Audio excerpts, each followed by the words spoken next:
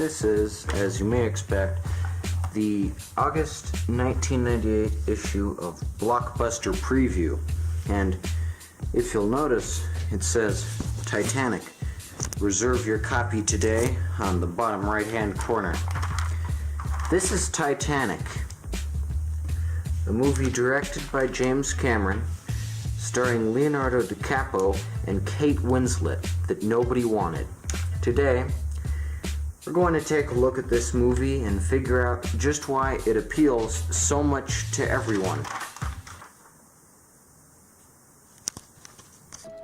I'll never let go. I promise. Leonardo DiCaprio is the sex pot of Hollywood. Every woman is attracted to him because he emits Leonardo DiCaprio pheromones. Titanic was made almost 100 years after the Titanic sank, so it's not really relevant, and there are better movies about the Titanic, I'm sure, The Unsinkable Molly Brown among them, but Titanic is the movie that resounds with all of us, because it's set 100 years before after the Titanic sunk, and the main character is a 90-year-old who recalls going on the Titanic and falling in love with Leonardo DiCappo, the Hollywood starlet. And after this, they get a bit promiscuous, and then it's revealed that the Titanic sinks. This is a twist that nobody saw coming, because how could you? Because you wouldn't think the Titanic would sink in a movie about the Titanic, a ship that's known for sinking on its first trip. But anyway, the Titanic hits an iceberg on its first trip, and then it sinks. And sadly, Leonardo DiCaprio dies, but Kate Winslet is okay, but before that, they have a touching scene on the deck of the ship where Leonardo DiCaprio leans over the guardrail and he says, "I'm king of the world," and everyone is like, wow, he sure is king of the world. And all the while, there's a beautiful song playing as the Titanic sinks that goes,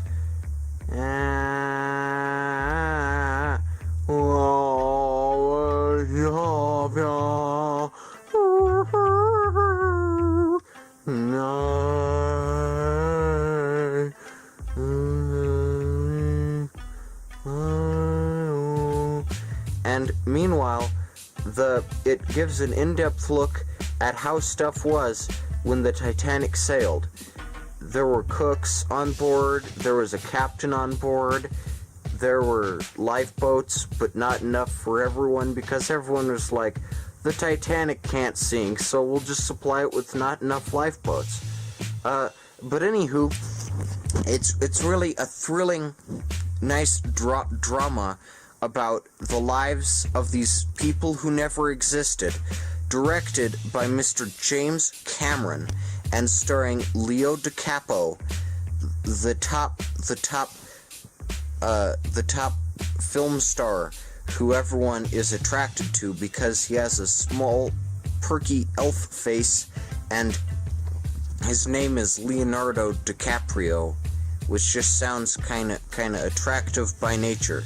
So of course, the sex appeal of the Titanic is big, and the movie's name, Titanic, evokes a feeling of bigness, which is why the movie is so big. It's a big blockbuster, and everyone in the 90s was like, I'm so sad Leonardo DiCaprio's character died.